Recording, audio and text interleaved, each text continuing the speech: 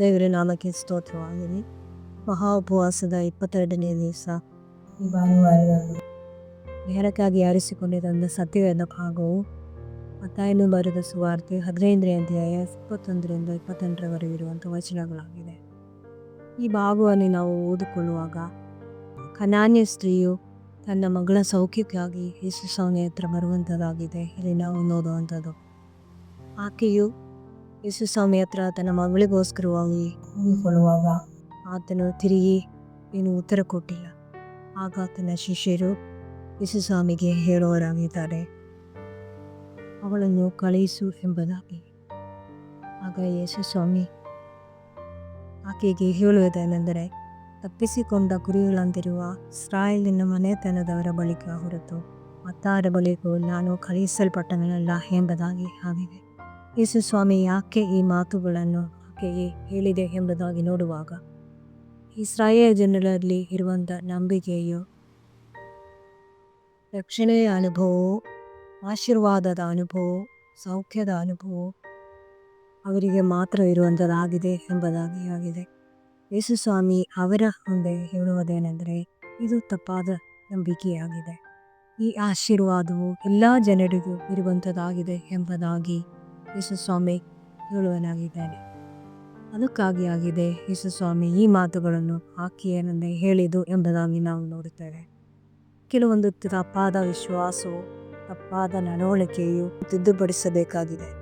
ಈ ಉಪವಾಸದ ದಿನಗಳಲ್ಲಿ ನಮ್ಮ ಜೀವನದಲ್ಲಿ ನಮ್ಮ ಸಹೋದರರಿಗೆ ಆಶೀರ್ವಾದಕ್ಕೆ ಅಡ್ಡಿಯಾಗಿ ನಿಲ್ಲುವಂಥ ಸ್ವಭಾವಗಳು ನಮ್ಮಲ್ಲಿ ಇದ್ದರೆ ಅದನ್ನು ತಿದ್ದುಪಡಿಸಬೇಕಾಗಿದೆ ಎಂಬುದಾಗಿ ಯೇಸು ಸ್ವಾಮಿ ನಮಗೆ ಹೇಳುವನಾಗಿದ್ದಾನೆ.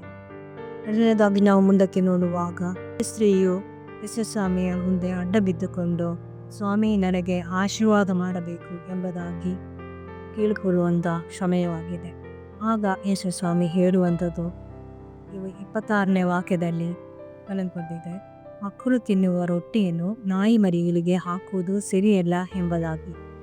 ಈ ಮಾತನ್ನು ಕೇಳುವಂಥ ಆಕೆಯ ಮನಸ್ಸಿನಲ್ಲಿ ಎಷ್ಟು ನೋವಾಗಿತ್ತು. ಆಶ್ವಾಸಕ್ಕಾಗಿ, ಬಿಡುಗಡೆಗಾಗಿ ಸ್ವಾಮಿ ಹತ್ರ ಓಡಿ ಬಂದಿರುವ ಆಕೆಗೆ ನೋವನ್ನು ಉಂಟು ಮಾಡುವಂಥ ರೀತಿಯಲ್ಲಿ ಸ್ವಾಮಿ ಹೇಳುವುದು ಯಾಕೆ? ಇಸ್ರಾಯೇಲ್ ಜನರಲ್ಲಿ ಅವರ ಪ್ರಾರ್ಥನೆಯು ನಮ್ಮನ್ನು ಒಂದು ಸ್ತ್ರೀಯಾಗಿ ಹುಟ್ಟಿಸದೇ ಇದ್ದದರಲ್ಲಿ, ನಮ್ಮನ್ನು ಒಂದು ನಾಯಿ ಮರಿಯಾಗಿ ಹುಟ್ಟಿಸದೇ ಇದ್ದದರಲ್ಲಿ, ನಮ್ಮನ್ನು ಒಂದು ಅನ್ಯ ಜಾತಿಯವರಾಗಿ ಹುಟ್ಟಿಸದೇ ಇದ್ದದರಲ್ಲಿ ಸ್ತೋತ್ರ ಹೇಳುವಂಥ ಇಸ್ರಾಯೇಲ್ ಜನರ ಬಗ್ಗೆ ನೋಡಿಕೊಂಡು ಯೇಸು ಸ್ವಾಮಿ ಹೇಳುವುದಾಗಿದೆ ಈ ಮಾತುಗಳು. ಒಬ್ಬ ಸ್ತ್ರೀಯನ್ನು ನಾಯಿ ಮರಿಯ ಹಾಗೆ ಹೋಲಿಸುವಂಥದ್ದು ಬಹಳ ಹೀನಕರವಾಗಿರುವಂಥ ಮಾತುಗಳಾಗಿದೆ. ಆ ಮಾತುಗಳನ್ನು ಕೇಳಿದಾಗ ಈಕೆಯು ಸ್ವಾಮಿಗೆ ತಿರುಗಿ ಹೇಳುವುದು, ನಾಯಿ ಮರಿಗಳು ಯಜಮಾನನ ಮೇಜಿನಿಂದ ಬೀಳುವ ರೊಟ್ಟಿಯ ತುಂಡುಗಳನ್ನಾದರೂ ತಿನ್ನುತ್ತವಲ್ಲ ಎಂಬುದಾಗಿರುವಂಥದ್ದಾಗಿದೆ. ಆಗ ಯೇಸು ಸ್ವಾಮಿ ಆಕೆಗೆ ತಿರುಗಿ ಹೇಳುವಂಥದ್ದು, ಅಮ್ಮ ನಿನ್ನ ನಂಬಿಕೆಯು ಬಹಳ ಎಂಬುದಾಗಿ ಹೇಳುತ್ತಾ ಇದ್ದಾರೆ.